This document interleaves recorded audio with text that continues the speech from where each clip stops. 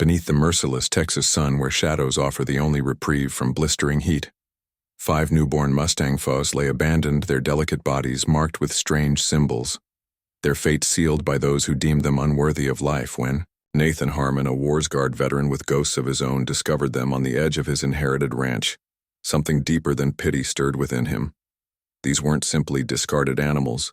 They were survivors like himself, rejected by a world that values perfection over resilience. With trembling hands that once held weapons, he now cradled fragile lives, unaware that this act of mercy would expose a conspiracy reaching into the highest echelons of Blackwood Equestrian Development, a powerful corporation with bloodstained secrets. As Nathan fought alongside an unlikely alliance to keep these 5 Mustangs alive, he uncovered a chilling truth. These foals were casualties of a calculated genetic culling program. Their existence, erased to maintain the illusion of corporate excellence through raging storms and legal battles, midnight confrontations and public reckonings. Nathan and his 5 rescued Mustangs would challenge not just a corporation's right to play God, but America's willingness to look away when the powerless are sacrificed for profit. This is their story, a testament to how saving another's life can ultimately save your own. Before we jump back in, tell us where you're tuning in from, and if this story touches you, make sure you're subscribed, because tomorrow I've saved something extra special for you. The late June heat in Lanier Canyon was a brutal thing, relentless and unforgiving. It seared the air, cracked the soil, and drained the life from everything it touched. Even the wind carried the taste of dust and desperation, as if the land itself was pleading for relief. Nathan Harmon knew this heat well. It reminded him of Afghanistan, only without the constant threat of hidden explosives. Or at least that's what he told himself. The old pickup truck groaned as Nathan steered it along the fence line of the ranch he'd inherited from his father 3 months ago. Its suspension creaked over the uneven terrain, protesting each bump and dip. He kept the windows down despite the furnace-like air. The radio remained silent. He preferred it that way now. Too many sounds brought back, too many memories.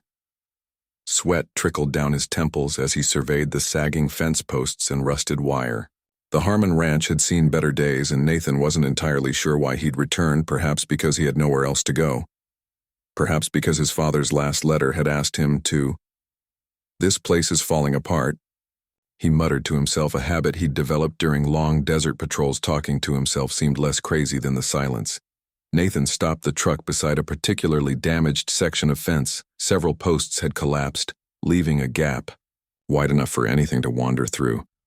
He grabbed his toolkit from the back, the metal hot to the touch, and set to work. The repetitive labor of hammering fence posts helped quiet his mind. Another habit from another life. As he worked, a faint sound carried on the wind, so soft he almost dismissed it as his imagination. He paused, hammer suspended mid-swing. There it was again, a weak, tremulous cry, half strangled and desperate. Nathan dropped the hammer and followed the sound, his boots kicking up dust with each step. The cries led him beyond his property line to a shallow ravine where the land dipped between rocky outcrops. At first he saw nothing but dried scrub brush and sun-bleached stones. Then movement caught his eye. A slight shifting.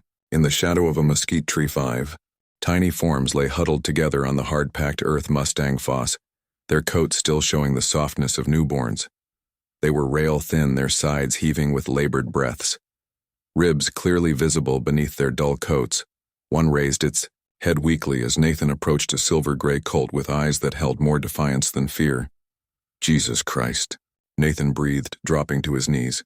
"What happened to you?" He scanned the area quickly, looking for signs of their mothers, or heard nothing. The foals had been left here, and from the looks of their condition, for at least a day, without water, without shade, without a chance. The smallest foal, a dun-cold colt, lay motionless, except for the shallow rise and fall of its sides, a palomino. Filly tried to stand, but collapsed back to the ground. The black colt skittered backward when Nathan reached out, bumping into a chestnut filly who let out a plaintive whicker. Nathan's eyes narrowed as he noticed something odd. Each foal bore a small symbol on its flank, a series of numbers and letters that appeared to be branded or tattooed into their skin. Bed XO571, Bed XO573, and so on. Not typical wild horse markings. "Someone did this to you," he said, anger rising in his chest. "Someone left you here to die." The silver-gray colt, the only one still standing, studied Nathan with a careful gaze that seemed too knowing for such a young animal. Nathan moved, slowly remembering how to approach. Frightened animals from his childhood on this very ranch. "Easy there," he said softly. "I'm not going to hurt you." He pulled his canteen from his belt and poured a small amount of water into his palm, offering it to the silver-gray colt. After a moment's hesitation, the FO stretched its neck and lapped at the water. With desperate thirst, Nathan repeated this, with each foe cradling the dun colt's head to help it drink. The sun beat down mercilessly as he worked, his own thirst forgotten. He pulled his shirt over his head and tore it into strips, using it to create crude shade for the weakest foes. His phone showed no service, typical for this part of the ranch. He couldn't call for help. These foes wouldn't survive much longer in this heat without intervention. "I've got to get you somewhere safe." He said more to himself than to the animals. Nathan jogged back to his truck and returned with an old tarp and some rope. With careful movements, he created a makeshift sling that he could use to carry the FO. The silver-gray watched his every move, ears flicking. Nervously, "This is going to feel strange," Nathan told the foes as he prepared to move them. "But I'm trying to help you." One by one, he gently lifted each foe onto the top. The black colt fought weakly, but the others seemed too exhausted to resist. The silver-gray was the last, and to Nathan's surprise, it wobbled onto the top without prompting. Almost as if it understood, dragging the tarp slowly across the rough terrain was grueling work. The sun had reached its zenith, and Nathan's vision swam with heat and exertion. His leg, with its network of scar tissue from an IED blast, throbbed in protest, but he persisted, stopping occasionally to offer the foss more water. By the time he reached his truck, Nathan's body was screaming with exhaustion. Using the last of his strength, he fashioned a ramp from some old boards in the truck bed and carefully transferred each foe inside. "Hang on," he told them, gently stroking the silver-gray's damp neck. "Just hang on." The drive back to the ranch house was tense, with Nathan checking the rear view mirror constantly to make sure the foss were still breathing. The rickety barn behind his father's house wasn't much, but it would provide shade and shelter. As he pulled up to the weathered structure, he caught a glimpse of someone on his porch, a woman in jeans and a light blue shirt, her dark hair pulled back in a practical ponytail. She stood as he approached, shielding her eyes against the sun. "Mr. Harmon," she called out. "I'm Dr. Torres. Your neighbor, Frank Wolf River, sent me. Said you might need some fence posts replaced." She stopped short when she saw the cargo in Nathan's truck bed. "Those are Mustang foss," she said, closing the distance quickly. "What happened?" "Found them abandoned out by the eastern fence line," Nathan replied, his voice from thirst. "They've been left to die." Dr. Torres' professional demeanor took over as she immediately assessed the situation. "They're severely dehydrated." "How long have they been out there?" "Don't know, at least a day from the looks of it. We need to get them inside, cool them down, and get fluids into them right away," she said, already moving toward the truck. "Do you have a barn or shelter?" Nathan nodded toward the dilapidated structure behind the house. "It's not much, but it'll keep the sun off them. It'll have to do. I have some supplies in my truck. I was making ranch calls today together. They carried the foss into the barn." Dr. Torres worked with quick efficiency, setting up IV fluids for the weakest foss while instructing Nathan on how to prepare electrolyte solutions for the others. "These are newborns," she said, examining the dun colt closely. "No more than a week old. They shouldn't be separated from their mothers. Yet there were no mares around," Nathan said. "Just these 5 left in the sun." "Doctor," Torres frowned as she noticed the markings on the FO's flanks. "These are identification codes," she said, tracing the numbers on the silver-gray's hide bed. "Blackwood Equestrian Development." "What's that?" "A large breeding operation about 50 miles from here. They specialize in performance horses, mostly for rich clients, but they work with Mustangs too, supposedly for conservation." Her expression darkened. "Though I've heard rumors." "What kind of rumors?" Nathan asked, helping her position the black colt for an IV. "That not all their breeding practices are ethical, that horses disappear." She met his eyes directly, finding these foals abandoned like this. "It doesn't look good." The silver-gray colt nudged Nathan's arm as if seeking reassurance without thinking. Nathan stroked its neck, feeling the rapid pulse beneath his fingers. "Will they make it?" he asked quietly.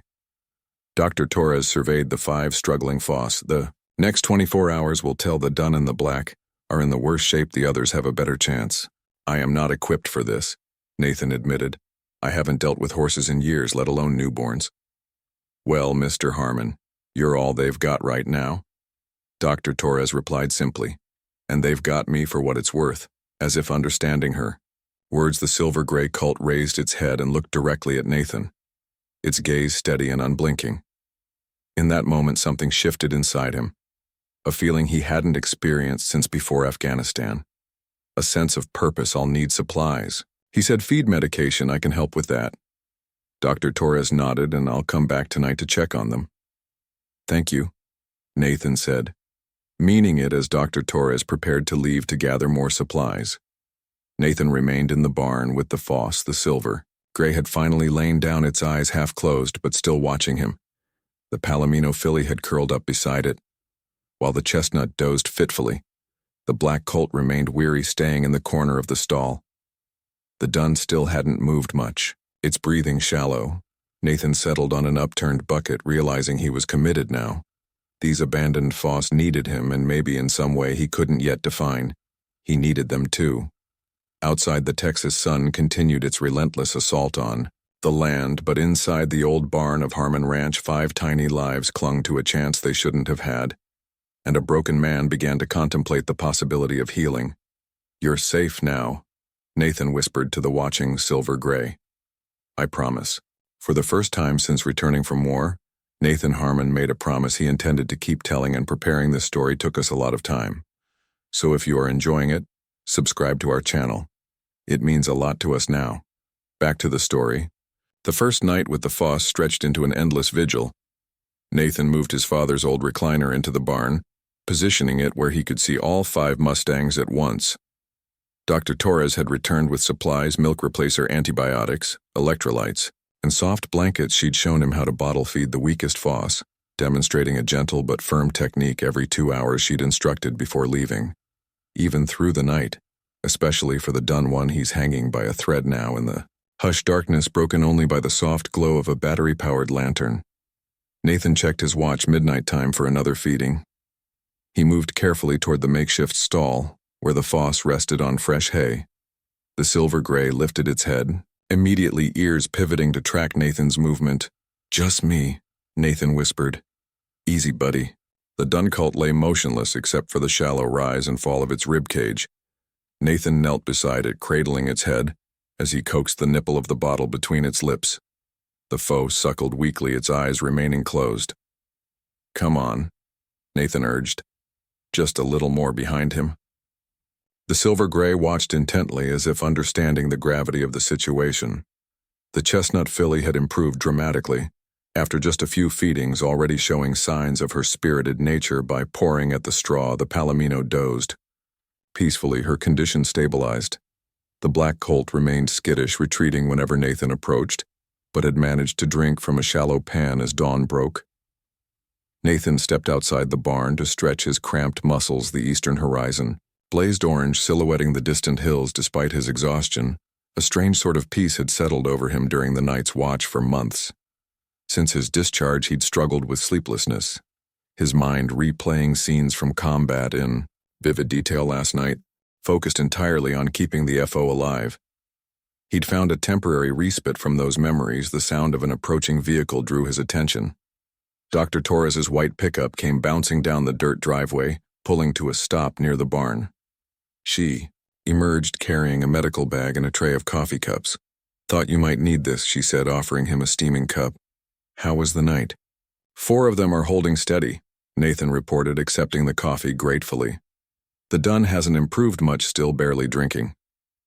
Dr. Torres nodded grimly and followed him into the barn after examining each foe thoroughly. She confirmed Nathan's assessment. The silver-gray and the chestnut are fighters. She said the Palomino and black are stabilizing, but the dun... She shook her head. We're doing everything we can, but sometimes it's not enough. Nathan's jaw tightened. I'm not giving up on him. I didn't suggest you should... Dr. Torres replied, her voice softening. Just preparing you. She helped him change the bedding and showed him how to check for signs of infection around the strange markings on their flanks up close. Nathan could see that the identifiers were tattooed, rather than branded. "I've been thinking about these markings," Dr. Torres said, examining the code on the silver gaze flank bed X0572. "It looks like a registration system, but it's not standard practice to tattoo FOS this young, especially not Mustangs."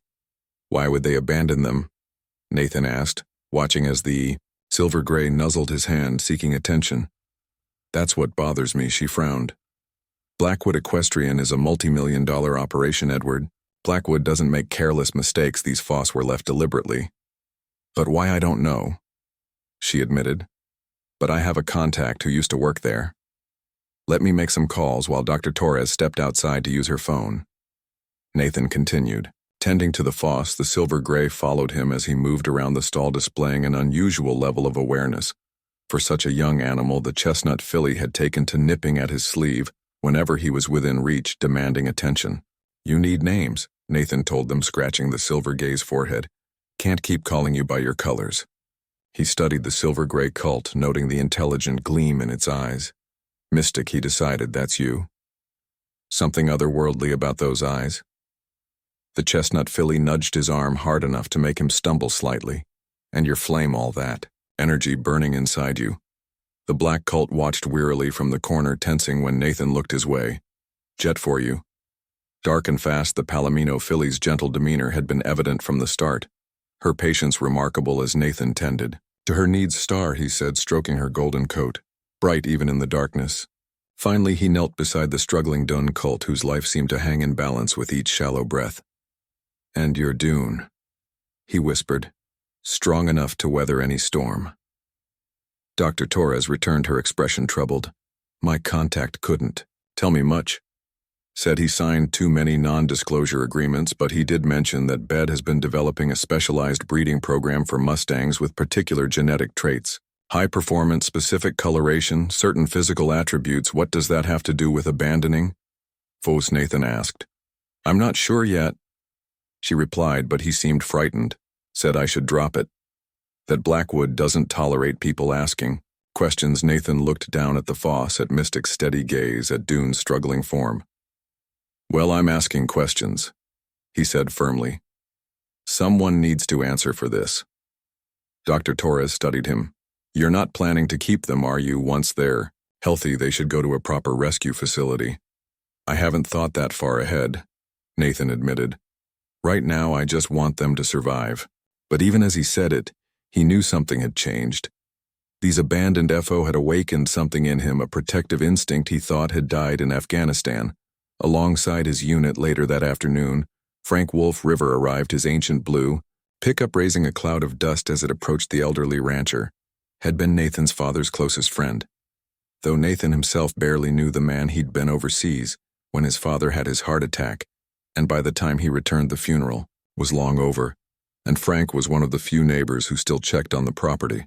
Frank moved with the deliberate pace of a man who had seen more than his share of seasons, his weathered face deeply lined beneath a wide-brimmed hat.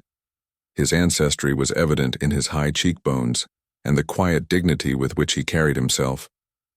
"Heard you found some trouble," Frank said by way of greeting, eyeing the barn with interest. "News travels fast," Nathan replied.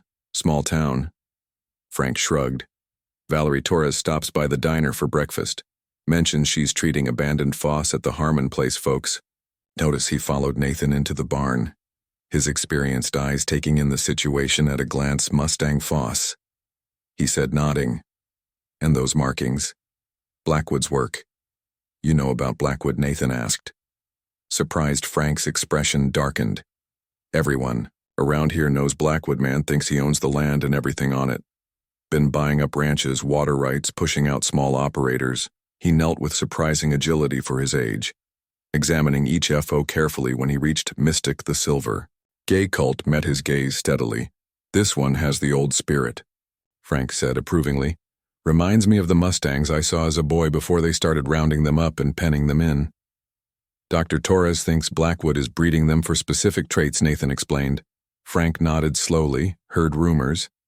They take Mustangs from BLM roundups, claim they're adopting them for conservation. But really they're experimenting with bloodlines trying to create some kind of superior horse. They can sell to rich folks. But why abandon these 5? Nathan pressed. Maybe they didn't measure up. Frank suggested grimly, not perfect enough for Blackwood standards. The idea made Nathan's blood boil. He'd seen enough killing, enough disregard for life in war zones to think that these FOs had been discarded like defective products was infuriating. The done one isn't doing well, he said.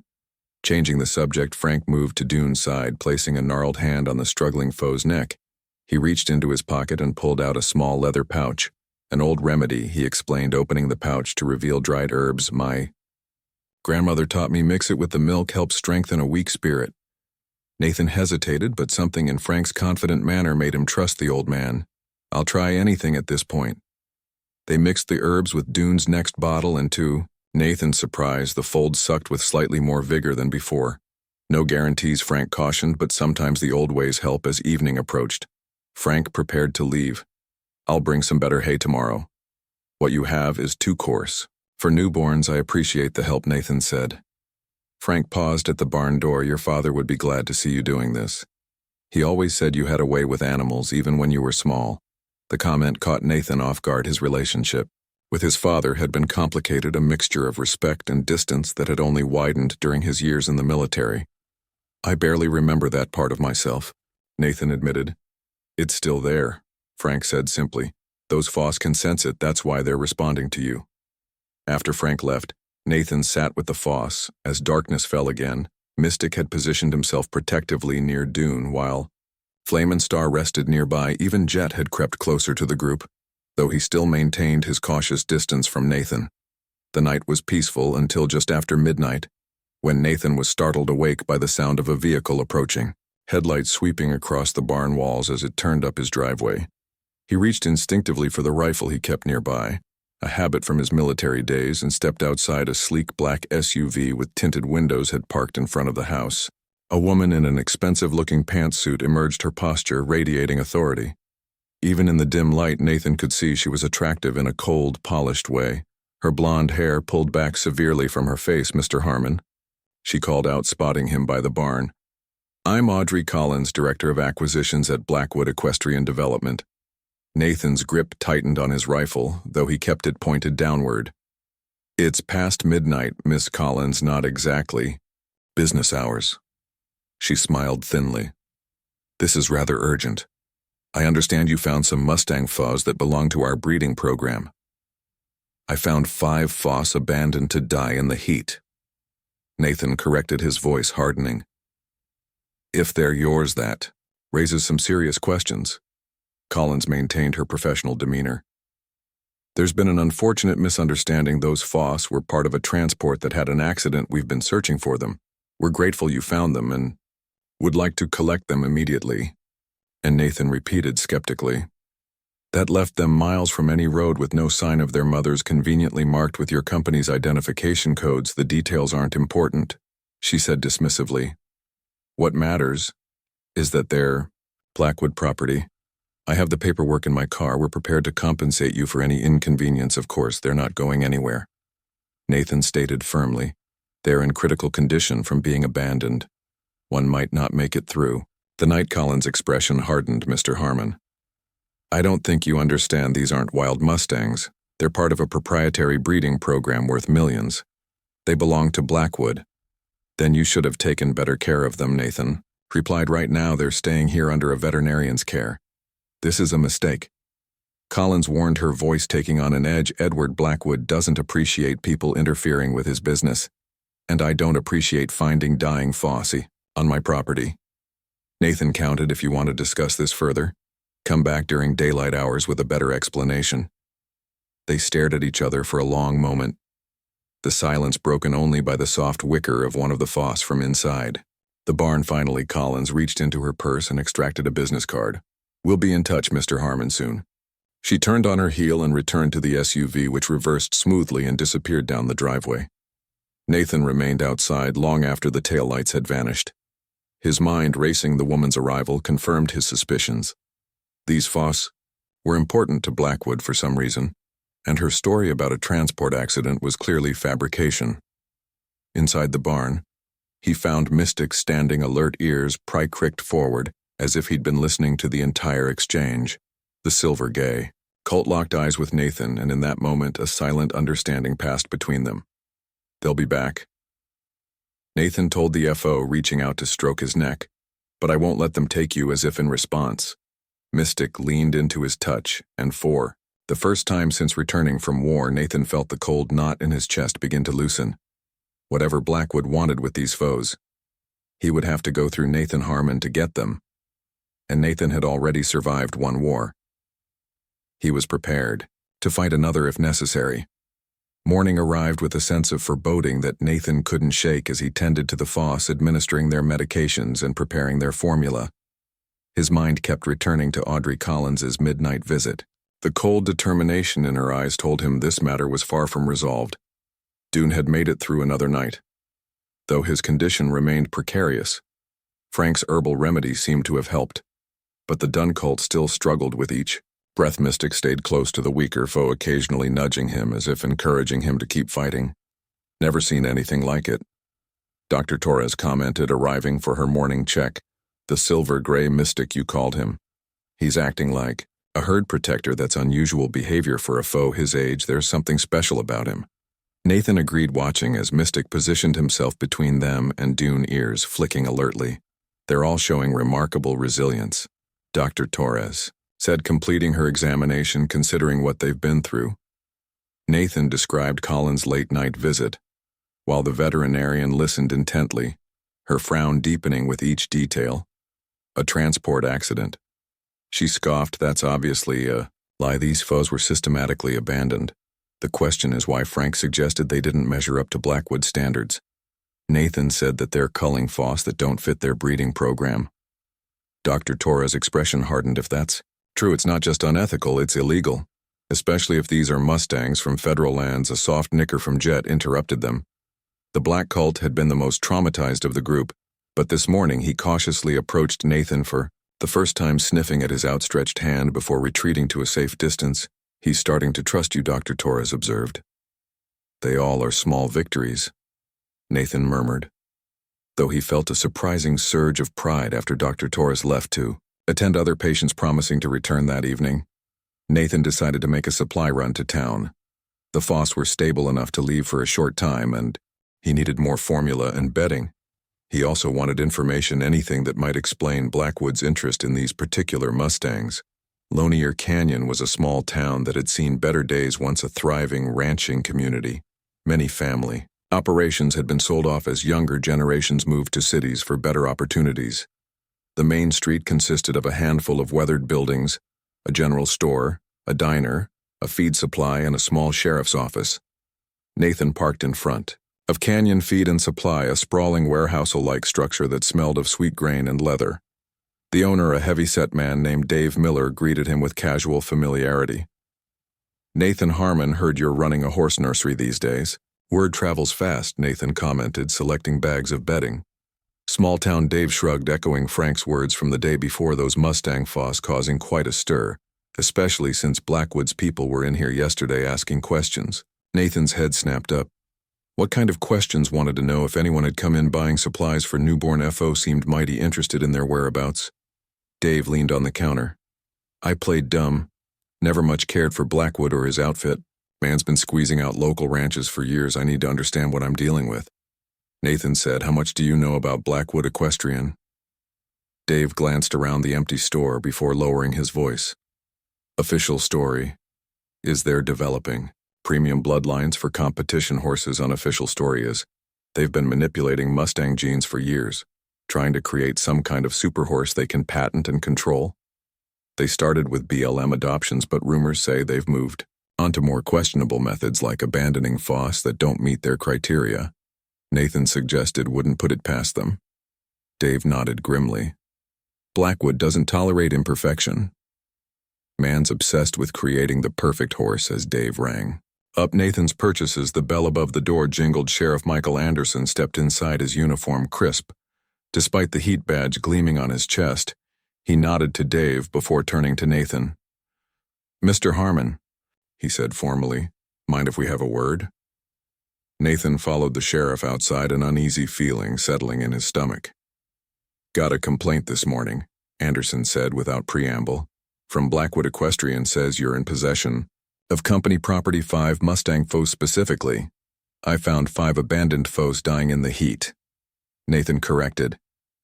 "If they're Blackwoods, that raises serious questions about animal cruelty." The sheriff's expression remained neutral. "Miss Collins claims there was a transport accident, said they've been looking for those foals. That's a lie," Nathan stated flatly. "Those foals were deliberately left to die. They were miles from any road. No sign of a trailer or accident, just 5 newborns with Blackwoods tags on them, trapped in a ravine." Anderson studied him for a long moment. "You're sure about that?" "I've got a veterinarian who can confirm their condition. Dr. Torres has been treating them since I found them." The sheriff nodded slowly. "Valerie's good people if she backs your story that carries weight." He adjusted his hat against the glare of the sun. "Look, Harmon, I don't have a horse in this race, but Blackwood has a lot of influence around here. They're talking about filing theft charges. Let them try."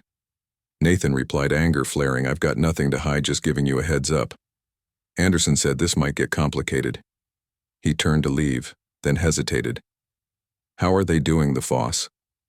The unexpected concern in the sheriff's voice caught Nathan off guard. "For improving one's touch and go."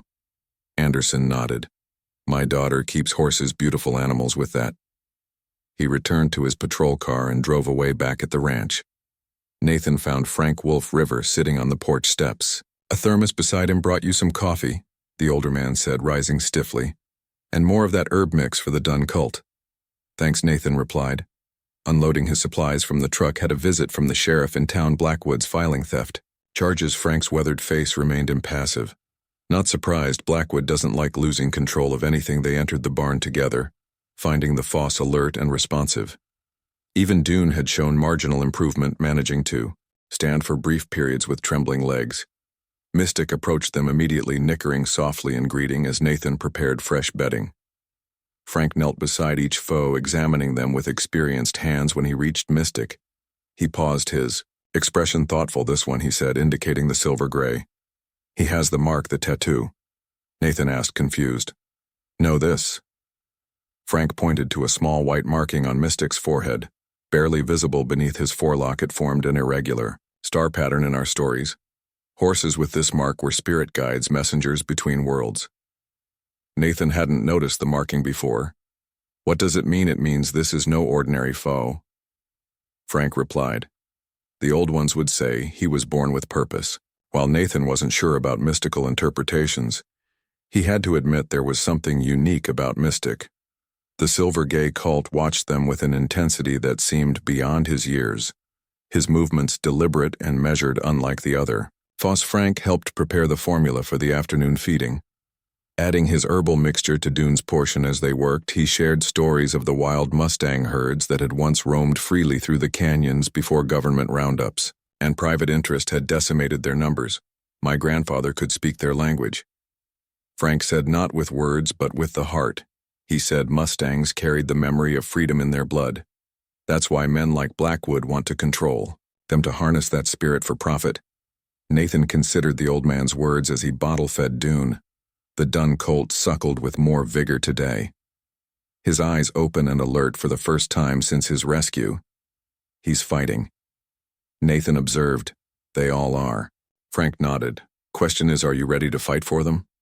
Before Nathan could answer, the sound of approaching vehicles drew their attention through the barn door. They could see 3 black SUVs pulling up to the house, dust billowing behind.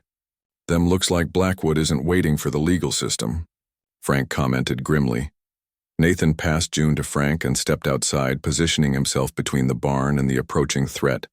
Rye Collins emerged from the lead vehicle, followed by 2 men in suits and several others who looked more like security than executives.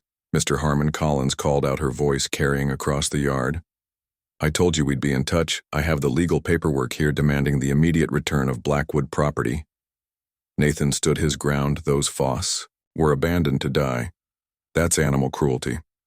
I've reported it to Sheriff Anderson." Collins' smile didn't reach her eyes, a misunderstanding that's been cleared up.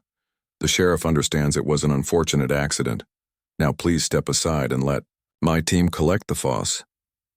No, Nathan stated firmly, they're not healthy enough to be moved. One of the men in suit stepped forward, extending a document. This is a court order signed this morning by Judge Reynolds authorizing the repossession of livestock. Identified with Blackwood Equestrian Development markings, Nathan didn't take the paper. Judge Reynolds signed this.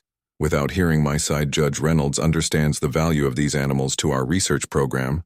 Collins replied smoothly. Now we can do this the easy way, or we can have you arrested for theft and obstruction. From inside the barn, Frank emerged, his tall figure silhouetted in the doorway. You're on private property, he called out, and those folds are evidence in an animal cruelty investigation. Collins turned her cold gaze to the elderly rancher. Mr. Wolf River, still interfering in matters that don't concern you. I see cruelty to animals concerns everyone. Frank replied evenly. The tension was broken by the arrival of another vehicle. Dr. Torres's white pickup skidded to a stop beside the SUVs, and she jumped out, medical bag in hand. What's going on here? She demanded, striding forward. Dr. Torres. Collins acknowledged with barely concealed annoyance. This doesn't involve you as the treating veterinarian for these FOs. It absolutely involves me.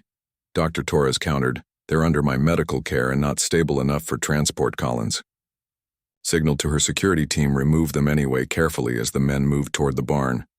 Nathan stepped into their path. Touch those foss, and you'll regret it. The lead security man, a burly figure with a military bearing, sized up Nathan. Don't make this difficult, buddy. We've got a court order, and I've got 5 witnesses to animal abandonment. Nathan shot back, including a veterinarian who documented their condition. Dr. Torres pulled out her phone. I've already sent photos and medical reports to the state veterinary board and animal welfare authorities. Move those folds now, and you'll be adding charges of endangerment to the existing cruelty investigation. Collins's composed facade cracked slightly. You don't understand what you're interfering with. These animals are part of a proprietary breeding program that represents millions in research investment. Is that why you left them to die? Nathan challenged. Because they didn't meet your standards. A flicker of surprise crossed Collins' face before she regained control. I don't know what you're talking about. There was a transport accident. There was no accident. Frank interrupted. Those foes were culled, left to die because they didn't match Blackwood's perfect vision. It's been happening for years. Collins turned to her legal team, speaking in hushed tones after a tense exchange. She faced Nathan again.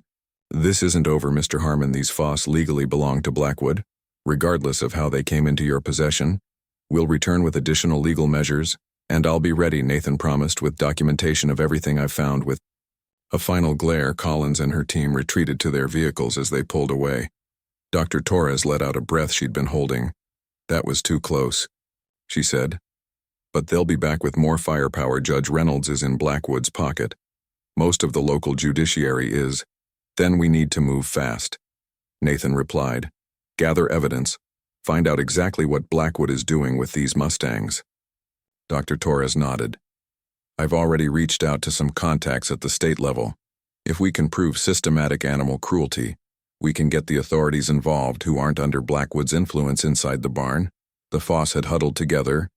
During the confrontation, with Mystic standing protectively in front of the others as Nathan approached, the silver gay cult met his gaze steadily, as if understanding the battle that was brewing.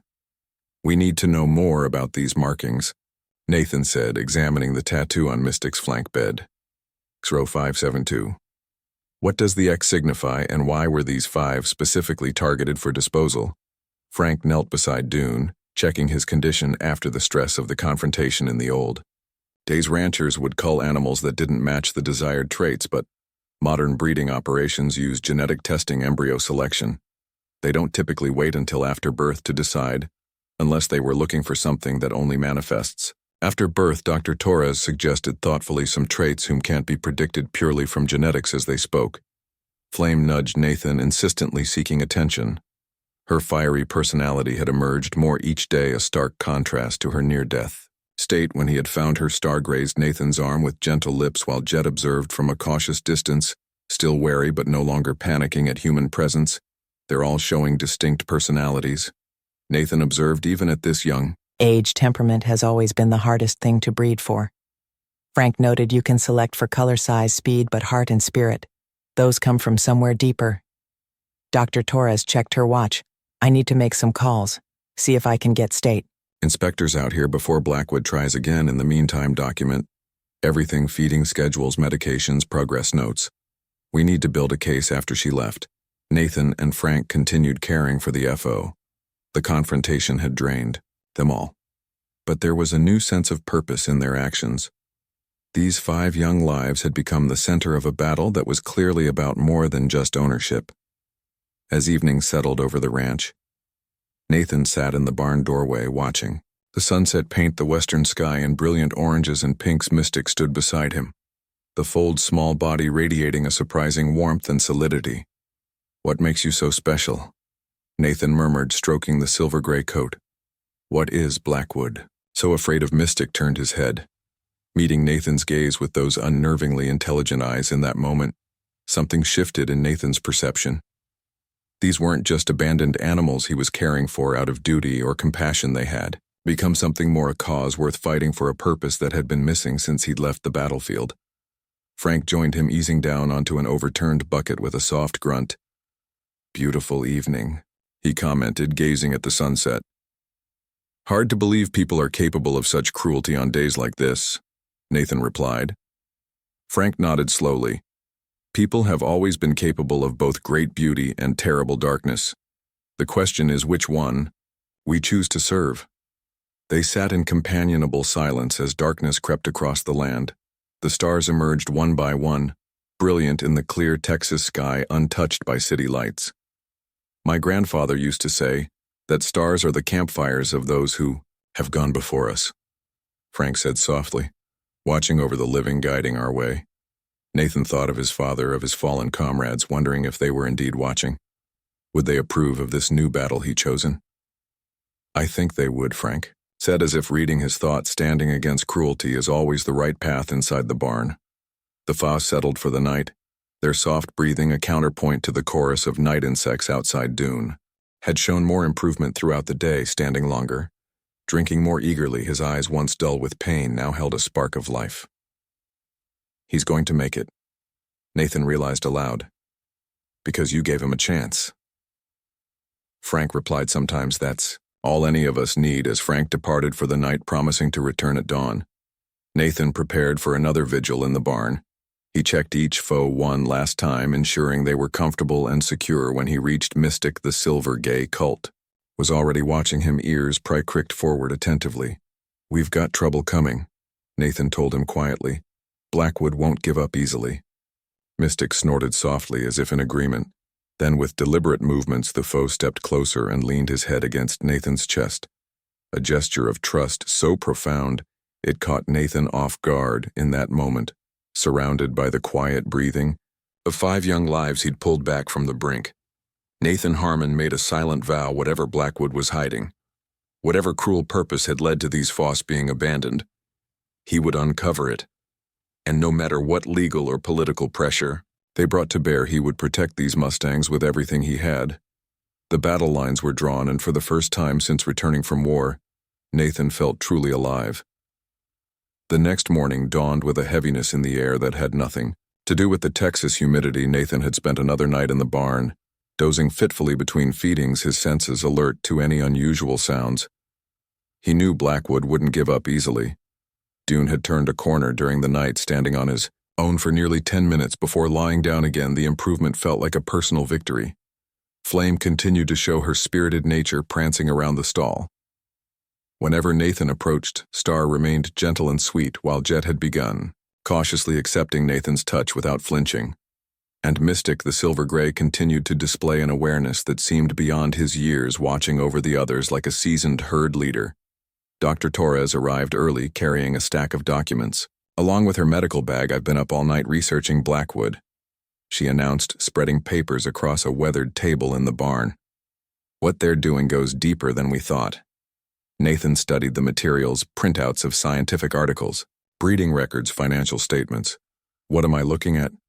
"Blackwood Equestrian Development isn't just breeding horses," Dr. Torres explained, pointing to a highlighted section. "They're creating a monopoly on Mustang genetics.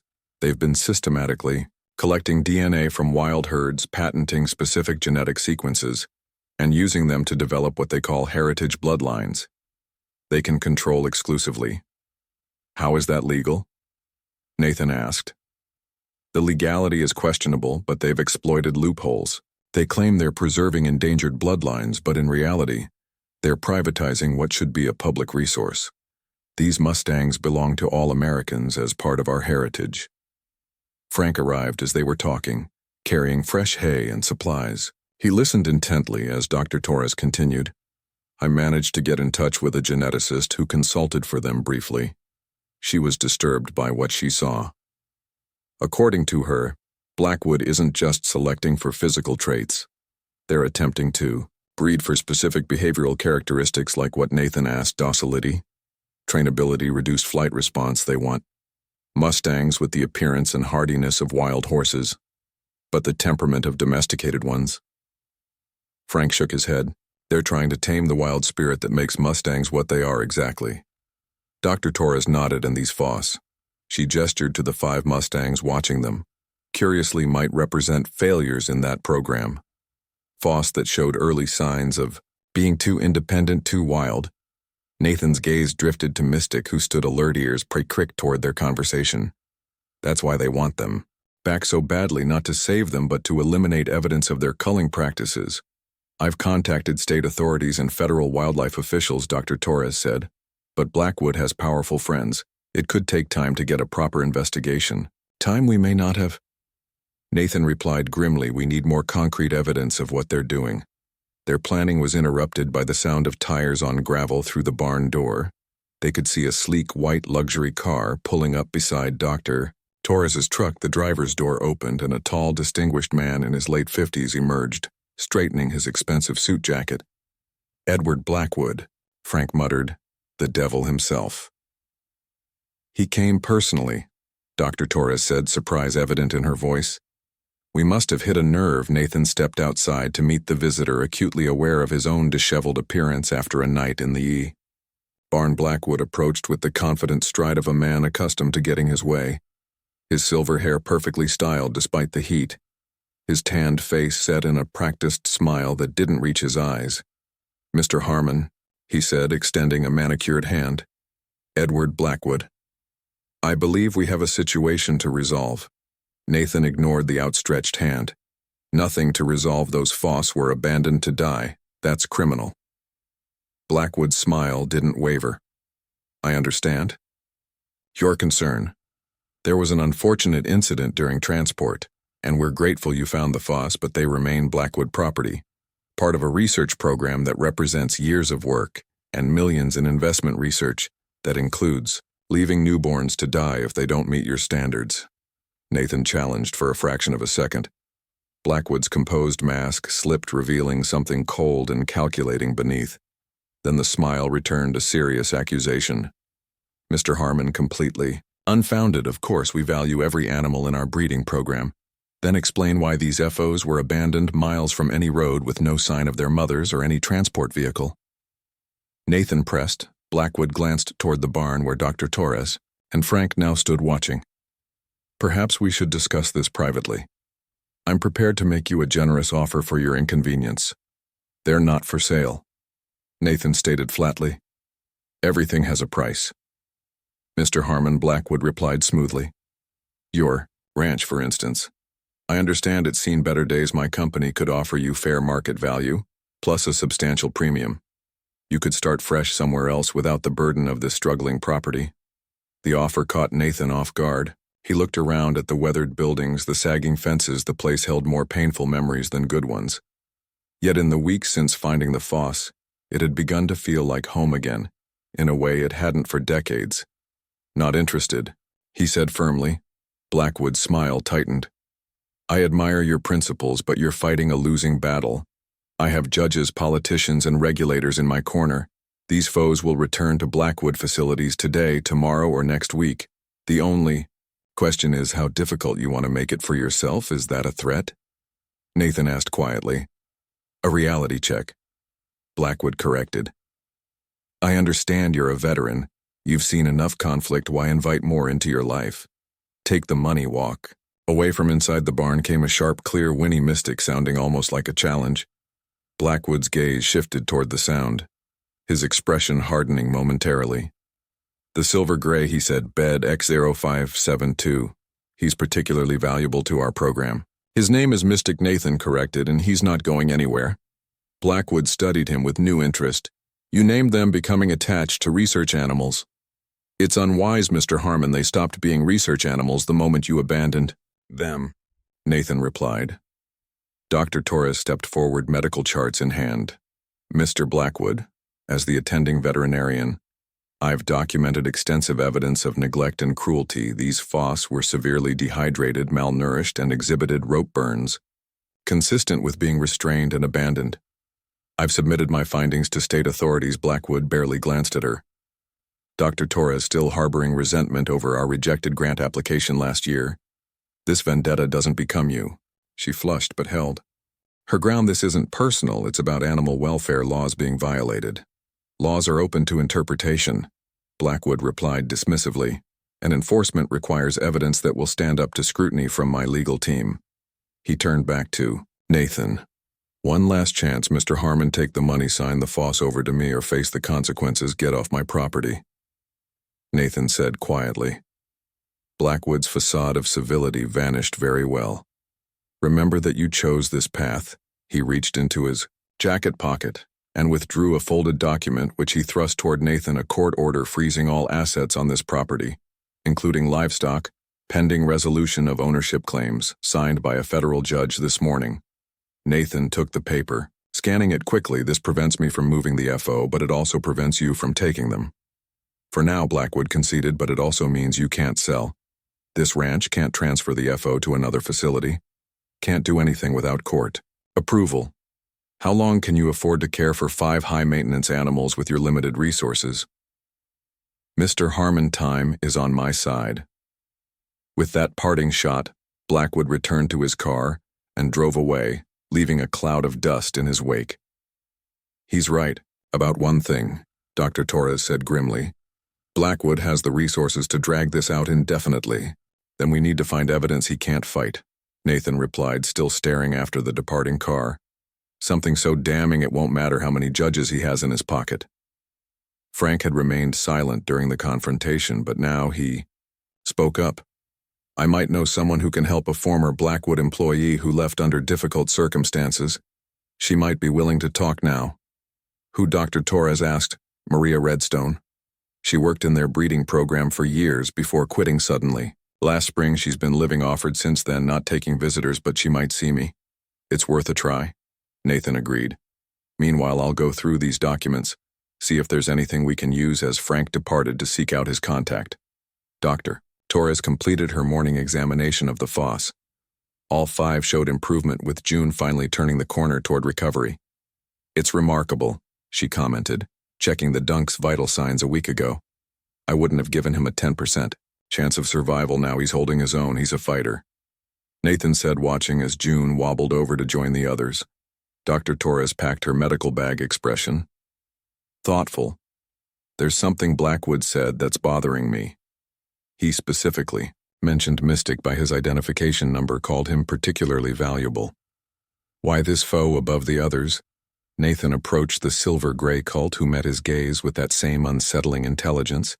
"Mystic has shown the most advanced behavior. He protects the others, seems to understand conversations that could be." Dr. Torres nodded. "If Blackwood is breeding for specific behavioral traits, Mystic might represent something important to their program, something they're desperate to control." After Dr. Torres left for her other appointments, Nathan spent the morning reviewing the documents she'd brought. Most were technical papers filled with scientific jargon about genetic markers and behavioral phenotypes. But one section caught his attention. Subject BDX057 series demonstrates unexpected preservation of type A response patterns, despite selective breeding protocols designed to minimize these traits. Further study required to determine whether genetic isolation or termination of the bloodline is indicated. Nathan wasn't a scientist, but the implication seemed clear. Blackwood's program was attempting to eliminate certain natural behaviors in Mustangs, likely the very traits that made them wild and free. And this particular Group had somehow retained those characteristics despite their efforts. Around noon, a battered blue pickup appeared on the horizon. Frank returning from his expedition. As the vehicle drew closer, Nathan could see he had a passenger, a middle-aged, Native American woman with streaks of gray in her long, dark hair. Her expression guarded. Frank made the introductions as they settled on the porch. Maria Redston. Nathan Harmon. Maria worked in Blackwood's breeding division for 12 years before quitting. Last spring, Maria nodded curtly, her eyes constantly scanning the surroundings as if expecting danger. Frank says, "You found some of Blackwood's discards. I need to see them." Nathan led her to the barn where the 5 foals were resting in the relative cool. Maria approached slowly, her focused gaze taking in every detail of their appearance. When she reached Mystic, she inhaled sharply the silver gray. "He has the marker," she said, pointing to the small white star pattern on his forehead. "This is why they want him back so badly." "What does it mean?" Nathan asked. Maria knelt beside Mystic, who regarded her calmly. In the old stories, this marking signified horses that couldn't be broken. Blackwood has been trying to eliminate it from their breeding program for years.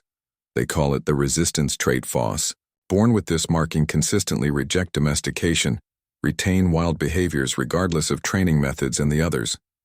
Nathan asked, glancing at Flame Jetstar and Dune, all from the same bloodline. Blackwood scientists identified a genetic sequence they believe correlates with the trait. They've been trying to breed it out through selective culling. Her voice hardened. "I was told the rejected foes were being humanely euthanized or placed in sanctuaries. When I discovered they were simply being abandoned to die, I couldn't be part of it anymore." "How many?" Frank asked quietly. "Dozens over the years," Maria replied, her face grim. "But these 5 are special. They're from their most advanced breeding program, the X series, supposed to combine the hardiness of Mustangs with complete trainability. But the resistance trait kept appearing, defying their genetic predictions. Why not just avoid this bloodline altogether?" Nathan wondered. "Because it also carries traits they desperately want: endurance, intelligence, adaptability. Blackwood is obsessed with creating the perfect horse, one that looks wild but obeys without question. These Foss represent the failure of that vision." Mystic nudged Maria's hand gently as if confirming her words. She stroked his neck with a sad smile. "They call them defective, but they're actually the most perfect examples of what Mustangs truly are: untamable spirits. That's why Blackwood wants them destroyed. They undermine everything his program stands for." "Would you testify to this?" Nathan asked. "To the deliberate abandonment of Foss that don't meet their criteria?" Maria's expression clouded. "Blackwood ruined me when I left. Blacklisted me from every equine facility in the state, threatened legal action over confidentiality agreements I've been hiding for months. But you're the key to stopping this." Nathan pressed. "Without your testimony, it's our word against a powerful corporation." Before Maria could respond, the sound of an approaching vehicle drew their attention through the barn door. They could see Dr. Torres's truck skidding to a halt in front of the house. She leapt out, running toward them with uncharacteristic urgency. "Nathan," she called, "they've issued a seizure order for the ranch. Sheriff Anderson just called to warn me they're coming with federal marshals within the hour." "On what grounds?" Nathan demanded. "They're claiming the ranch is being used for illegal activities. Animal theft, interference with agricultural research. It's all fabricated, but they've got a judge to sign off." Maria stood abruptly. "I need to leave if Blackwood knows I'm here." "Wait," Nathan interrupted. "We need your help. These FOs will die if Blackwood gets them back." Maria hesitated, conflict evident in her expression. "I can't fight them openly. They're too powerful." Frank placed a weathered hand on her shoulder. "There comes a time when silence becomes betrayal. These foes survived for a reason, maybe to give us all a chance to right a wrong." As they debated their options, Mystic suddenly raised his head, ears pricked forward alertly. The silver-gray colt poured the ground and let out a clear, piercing whinny, a warning. Moments later, they heard it too. Multiple vehicles approaching from the main road. Nathan moved to the barn door, spotting a procession of black SUVs and visual vehicles coming down the long driveway, dust billowing behind them. "They're here," he said grimly. "Decision time." Maria looked from the approaching convoy to the 5 Foss huddled together in the stall. Mystics, standing protectively in front of the others. Something in her expression shifted, resolution replacing fear. I'll testify, she said firmly, but not just about the abandonment, about everything. The breeding program, the genetic manipulation, the patenting of wild horse DNA that should belong to the American people. All of it. Nathan nodded gratefully. Dr. Torres, can you get Maria somewhere safe until we can arrange for her formal statement? My clinic has a back exit. Dr. Torres confirmed we can slip out while they're focused on the ranch as the vehicles drew closer. Nathan turned to Frank. I need you to document everything that happens. Here, use your phone, record every word. The elderly rancher nodded, pulling out his cell phone. They won't take those Foss without a fight. Nathan looked back at the 5 Mustangs one last time before facing the approaching confrontation. Mystic met his gaze, the colt's eyes reflecting a determination that matched his own. No. Nathan agreed quietly they won't, with Maria and Dr. Torres slipping out the barn's back door. Nathan and Frank stepped outside to meet the convoy of vehicles now filling the front yard of Harmon Ranch. Sheriff Anderson emerged first. His expression troubled. Behind him came Federal Marshal's Blackwood security team and Audrey Collins, who wore a triumphant smile.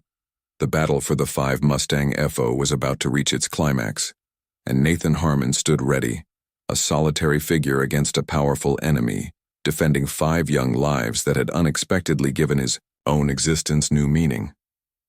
The convoy of vehicles formed a semicircle around the front of the ranch house, their gleaming black exteriors a stark contrast to the weathered buildings of Harmon Ranch. Nathan stood his ground as Sheriff Anderson approached, flanked by 2 federal marshals in dark uniforms behind them. Audrey Collins directed Blackwood's security team with brisk hand gestures. Mr. Harmon, Sheriff Anderson began his discomfort. Evident.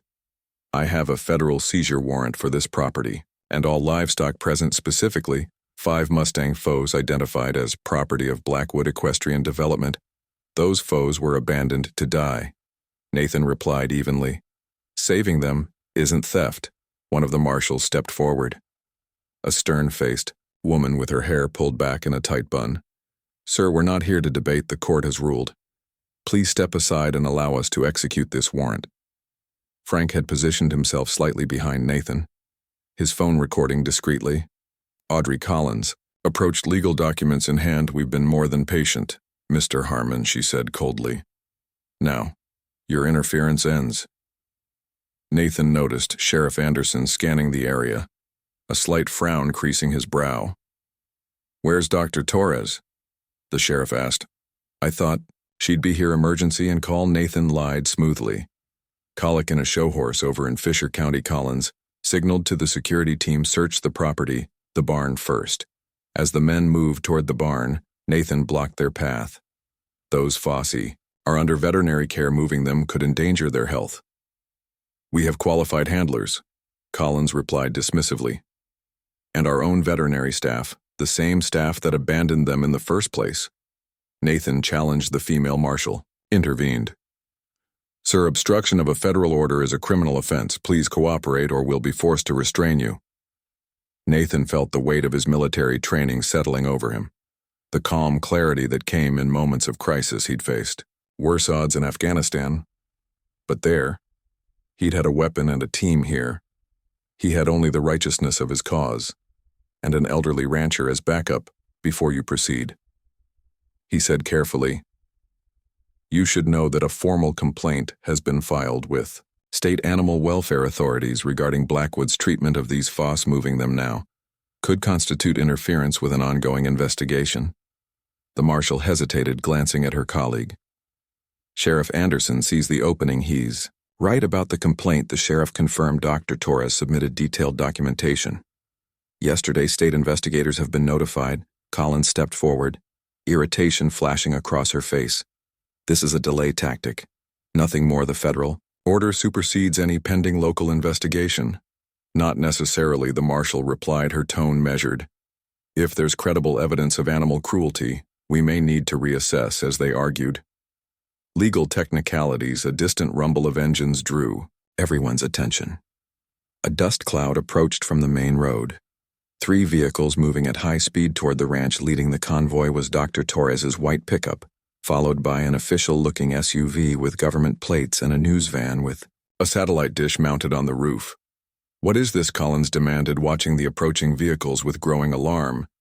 Nathan suppressed a smile. Reinforcements the vehicles pulled to a stop beside the assembled group. Dr. Torres emerged from her, truck accompanied by a man in a crisp suit carrying a briefcase from the government SUV. Stepped a woman in a formal uniform bearing the insignia of the State Animal Welfare Division.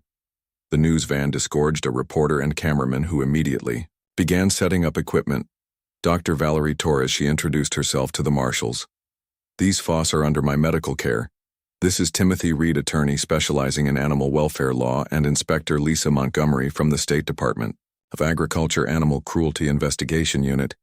The inspector approached, clipboard in hand. We've received serious allegations regarding Blackwood Equestrian Development's treatment of Mustang foals.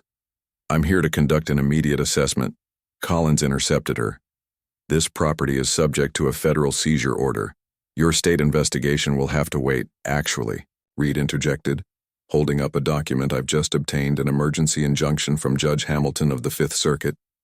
It temporarily suspends the seizure order pending evaluation of the animal's condition and the cruelty allegations. The marshals examined the injunction while Collins sputtered in disbelief. The reporter edged closer, microphone extended, camera rolling. Is it true that Blackwood Equestrian Development has been systematically abandoning FOS that don't meet their breeding standards? The reporter called out. We have sources alleging a pattern of cruelty spanning years. Collins whirled around, her composure cracking. No comment. Turn that camera off immediately. Nathan noticed Sheriff Anderson quietly stepping back from the confrontation. A hint of satisfaction in his expression. The lawman caught Nathan's eye and gave an almost imperceptible nod. The inspector from Animal Welfare Division moved toward the barn. I need to examine these FOS. Immediately, Nathan led her inside where the 5 Mustangs had clustered together in their stall. Mystic stood at the front, ears pricked forward alertly, the white star marking on his forehead catching the light behind him. Flame poured restlessly at the straw while Starjet and Dune watched with weary eyes. These are the foes in question, Nathan explained. Found them 7 days ago in a ravine about 2 mi east of here.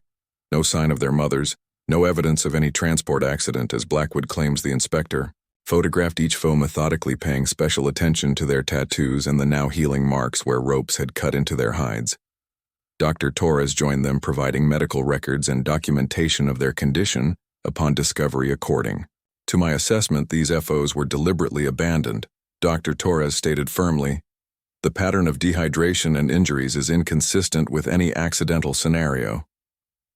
Outside, they could hear raised voices as the reporter continued, pressing Collins for answers. The cameraman had positioned himself to capture the confrontation. Much to Collins' visible fury, the inspector completed her examination and rejoined the group outside. Based on preliminary findings, there is sufficient evidence to warrant a full investigation into alleged animal cruelty. These FOS will remain under Dr. Torres' care pending the outcome. Collins stepped forward, her voice tight with barely controlled rage. This is outrageous. Blackwood Equestrian will challenge this in every court available. Those animals represent millions in proprietary research that apparently includes abandoning newborns to die. The reporter interjected, microphone thrust forward. No comment, Collins snapped before turning to Nathan. This isn't over Harmon, not by a long shot. As Blackwood's team retreated to their vehicles, Nathan felt a momentary surge of victory, but he knew better than to celebrate. Prematurely, this was merely a reprieve, not a resolution. The marshals departed after conferring with their superiors by phone, leaving Sheriff Anderson behind. Once the others had gone, the sheriff approached Nathan with a wrathful expression.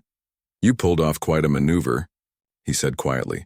But Blackwood isn't going to take this lying down. He's got connections in places you can't imagine. I know, Nathan acknowledged, but at least we've bought some time. Anderson glanced toward the barn for what it's worth. I'm glad never sat right with me how they treat those wild horses. My daughter would never forgive me if I helped take those FOS after the sheriff departed. Nathan joined Dr. Torres Reed and Inspector Montgomery in the barn to discuss next steps.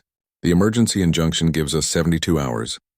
Reed explained after that we need more substantial evidence to prevent Blackwood from reclaiming the FOS. What about Maria Redstone's testimony? Nathan asked. Valuable, but we need documentation, the inspector replied. Records, internal memos, anything. That proves systematic culling of foss that don't meet their criteria.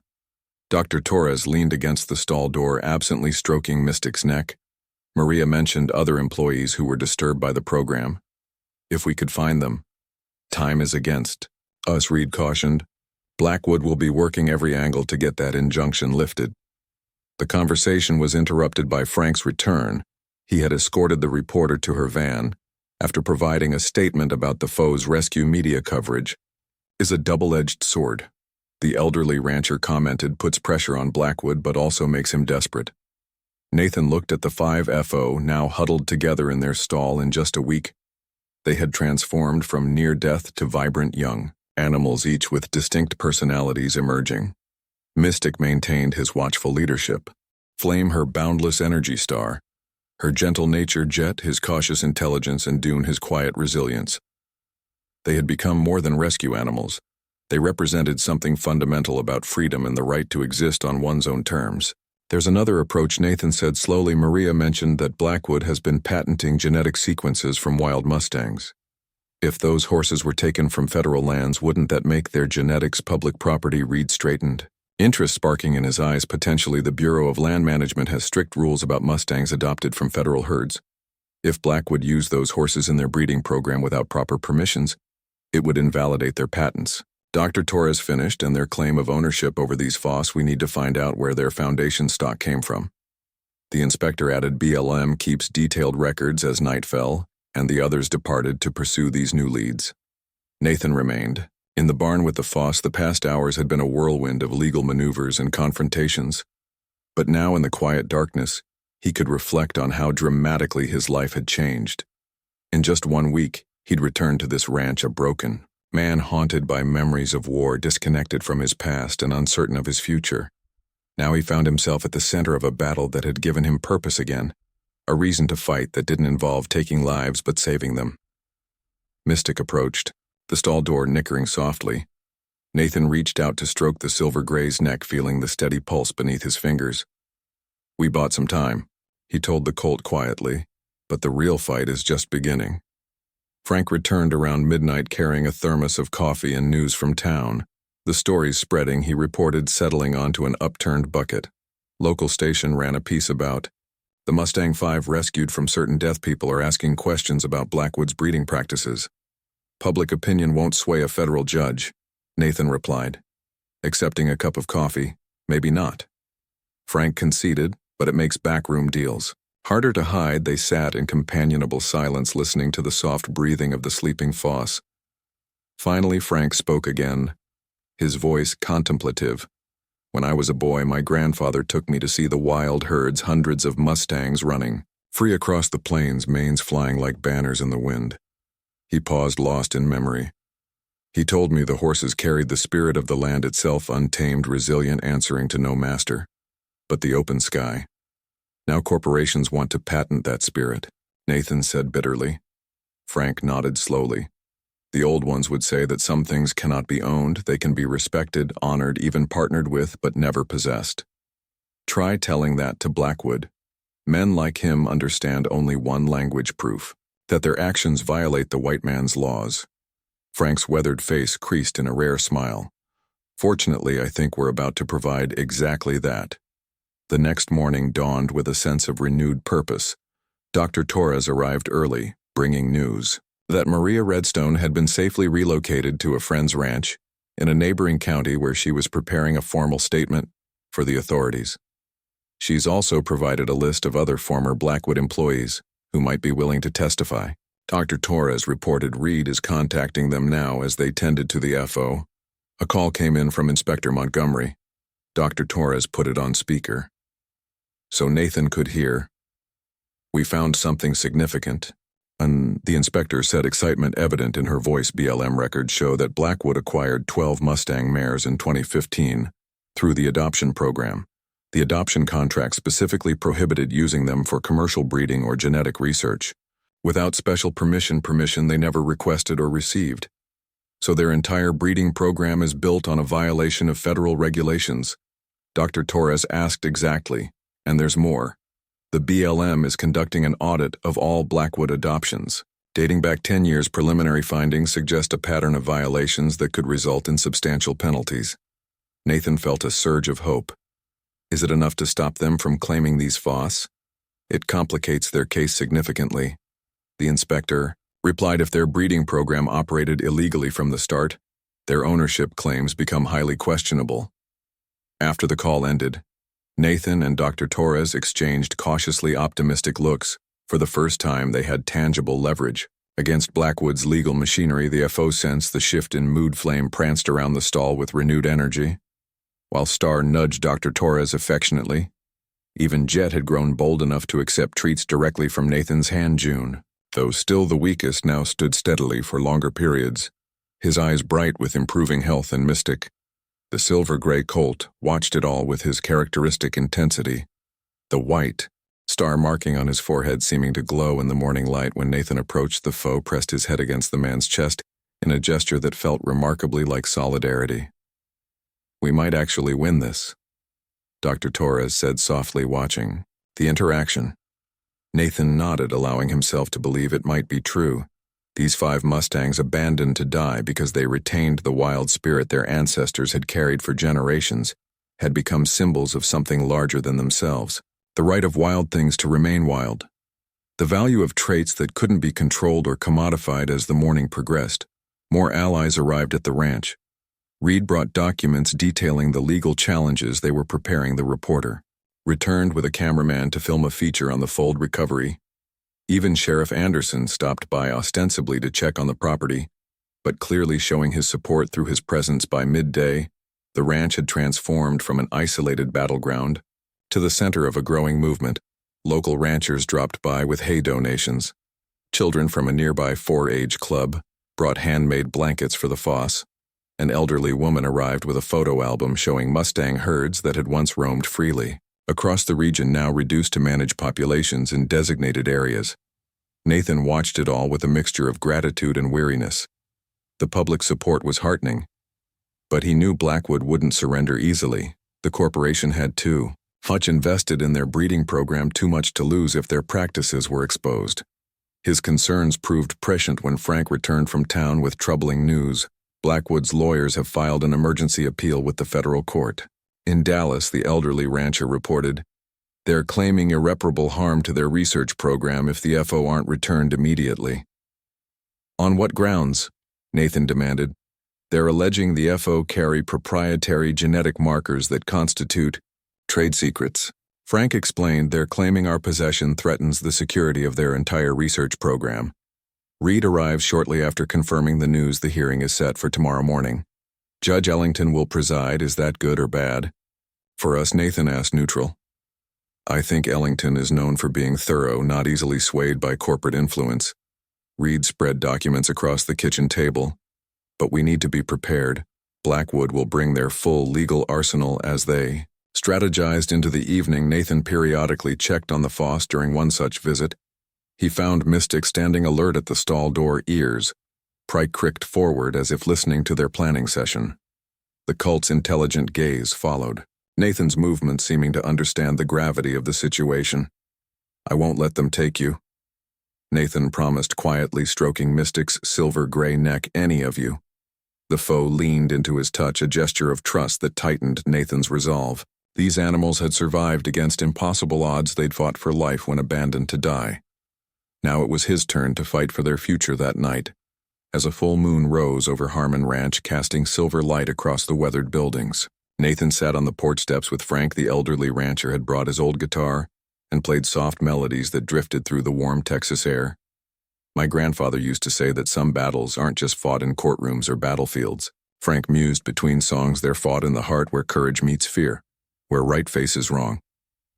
Nathan nodded, understanding tomorrow would bring the next phase of their struggle against Blackwood, with the foe's fate hanging in the balance.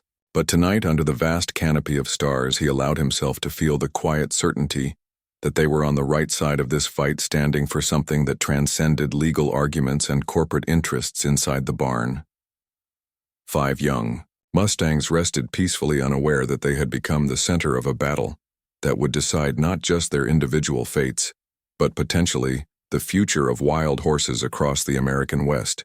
Their journey from abandoned fossils of resistance had only just begun. The Dallas Federal Courthouse loomed before them, an imposing structure of stone and glass that seemed to embody the weight of the legal system itself. Nathan straightened his borrowed tie, uncomfortable in the suit Reed had insisted he wear it. Felt strange after days in dusty ranch clothes, but he understood the importance of appearances today.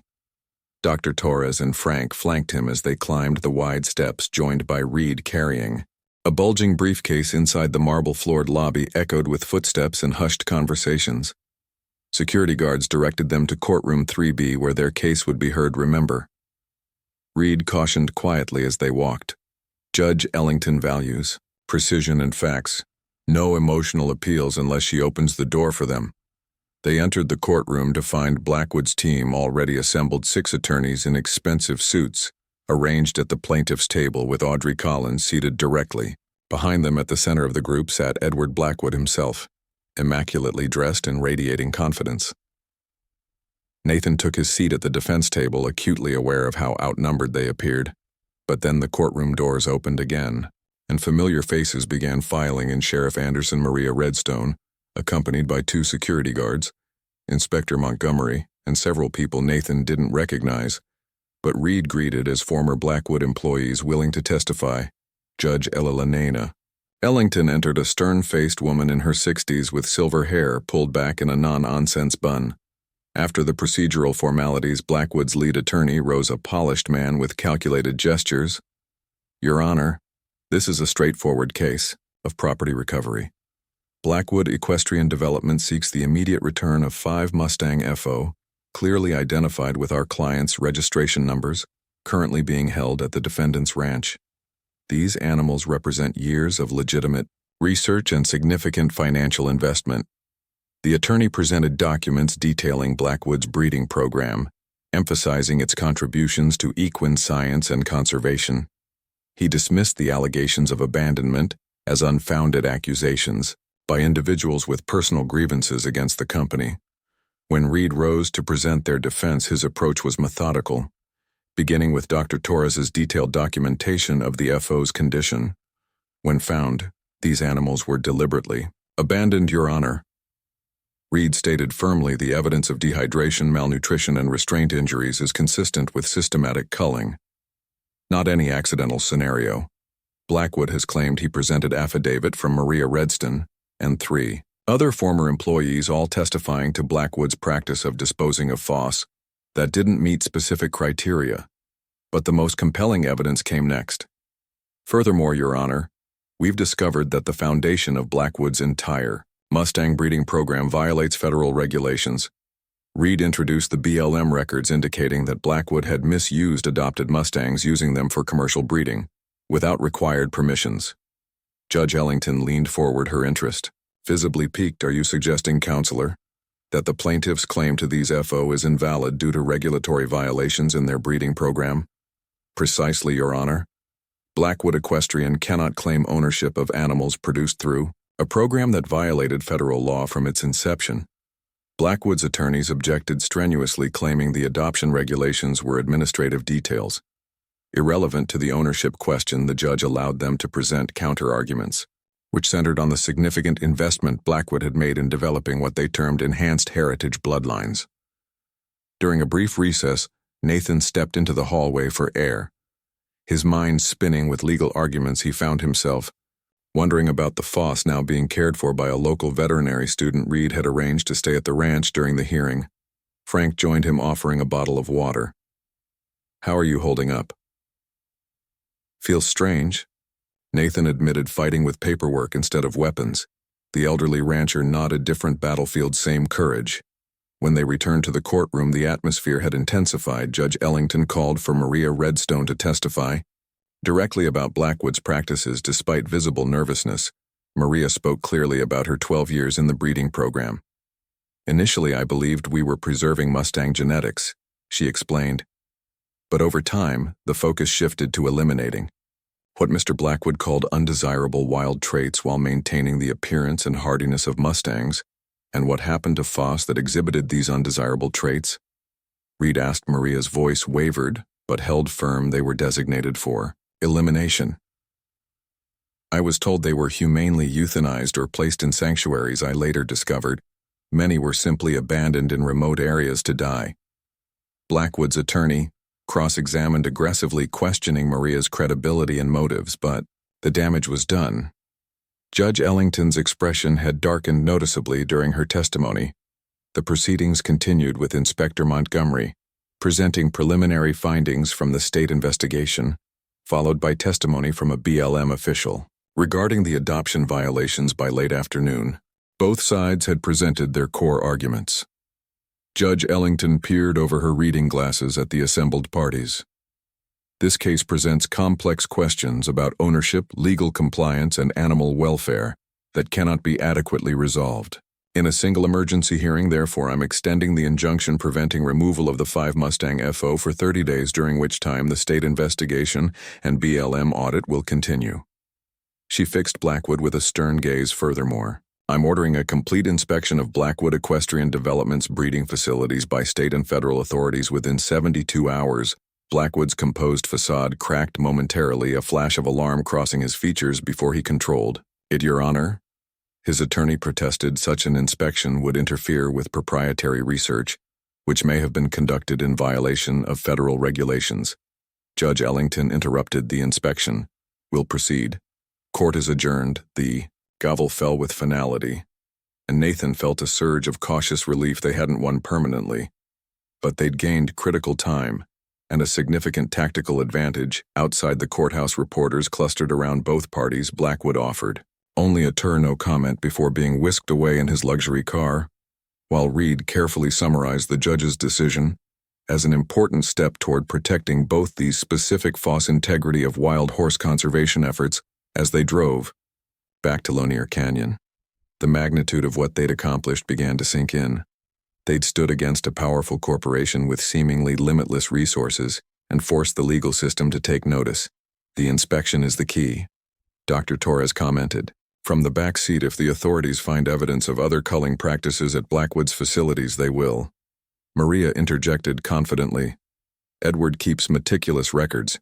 He's too proud of his methodology to destroy documentation even when it might incriminate him. Nathan gazed out the window at the passing landscape, thinking about how much had changed in the short time since he'd found the FOSS. He'd returned to Texas, a broken man haunted by war and disconnected from his past now. He found himself at the center of a battle that had awakened something he thought long dead: hope. By the time they reached Harmon Ranch, dusk was settling over the land, painting the sky in deepening shades of purple and gold. Nathan headed straight for the barn, eager to check on the FO, the veterinary student Reed had enlisted. A young woman named Jessie greeted him with positive reports. They've been amazing, she enthused. The done one June right. He's particularly improved. Took his formula like a champion and even managed a little trot around the stall. Nathan thanked her for keeping watch, then spent time with each foe, reassuring himself they were indeed thriving. Mystic approached immediately, pressing his muzzle against Nathan's chest. In greeting, Blame circled excitedly while Star nuzzled his hand for treats. Jet maintained his cautious distance but watched with alert interest. And June, true to Jessie's report, stood steadily on legs that no longer trembled. We bought you some more time, Nathan told them softly, and maybe struck a real blow against Blackwood. Frank appeared in the barn doorway, a rare smile crinkling his weathered face. Sheriff Anderson just called, said the inspection team is already assembling. They'll hit Blackwood's main facility at dawn tomorrow. That's faster than I expected, Nathan replied, surprised. Judge must have lit a fire under them. Frank nodded. Or maybe folks are just tired of Blackwood running roughshod over regulations. They shared a quiet moment of satisfaction before Frank continued. There's something else you should see. Outside, Nathan found several ranch trucks parked in his front yard, at least a dozen local ranchers. Some he recognized from town, and others he'd never met were unloading lumber tools and supplies. What's going on? Nathan asked, confused. Dave Miller from the feed store stepped forward. Figured your barn could use some reinforcing if it's going to house 5 growing Mustangs. Thought we'd help with the repairs. Nathan was momentarily speechless. His father had kept mostly to himself, and Nathan had assumed the isolation. Evening feed, he always said. The spirit of the land lives in these horses that as long as they run free, something essential remains unbroken. I'm beginning to understand what he meant, Nathan replied. The sanctuary had already received inquiries about taking in more rescued Mustangs, particularly those with the resistance trait that made them unsuitable for traditional adoption programs. Plans were underway to expand the facilities, funded in part by a grant from a national conservation organization that had taken interest in their story. Maria Redstone had joined the sanctuary's advisory board, her expertise in Mustang behavior proving invaluable as they developed programs.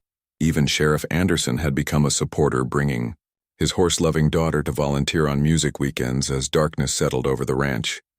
Nathan made his final check on the Mustangs. They were settled in their stall, a far cry from the makeshift shelter he'd first created. Mystic nickered softly as Nathan approached the bond between them, having deepened into something that transcended typical human-animal relationships. "Get some rest," Nathan told him quietly. "Tomorrow's another busy day." Standing in the doorway of the barn looking back at the 5 young lives that had so unexpectedly changed his own, Nathan Harmon felt the weight of his past lighten just a little more. The nightmares that had haunted him since Afghanistan had gradually diminished, replaced by dreams of running horses and open spaces. These 5 newborn Mustangs, abandoned to die because they carried the untamable essence of their wild heritage, had not only survived against impossible odds, they had thrived, becoming symbols of resistance and resilience that resonated far beyond the boundaries of Harmon Ranch. And in saving them, Nathan had discovered the shocking truth that had eluded him since returning from war. Sometimes the greatest acts of courage involve not fighting against enemies, but standing for something irreplaceable and pure, the right of wild spirits to remain wild, the possibility that broken things can heal, and the power of unexpected beginnings to change everything that follows. As he walked back to the house under a sky brilliant with stars, Nathan heard Mystic's clear whinny behind him. Not a call of distress or need, but a sound of strength and certainty, a reminder that what had once been abandoned had found its rightful place, standing proud beneath the endless Texas sky.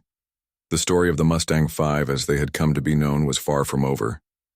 In many ways it was just beginning, but the foundation had been laid for something lasting, a sanctuary where the true spirit of wild horses would be protected, a precedent that would safeguard their genetic heritage, and a community united in defense of something worth preserving. Nathan paused on the porch, looking back at the sanctuary he had built from the remnants of his father's struggling ranch. The sign caught the moonlight, its words a testament to how far they had all come. Harmon Ranch Mustang Sanctuary, home of the Mustang 5, where wild spirits run free. Up next, 2 more incredible stories are waiting for you right on your screen. If you enjoyed this one, you won't want to miss this. Just click to watch and don't forget to subscribe. It would mean a lot.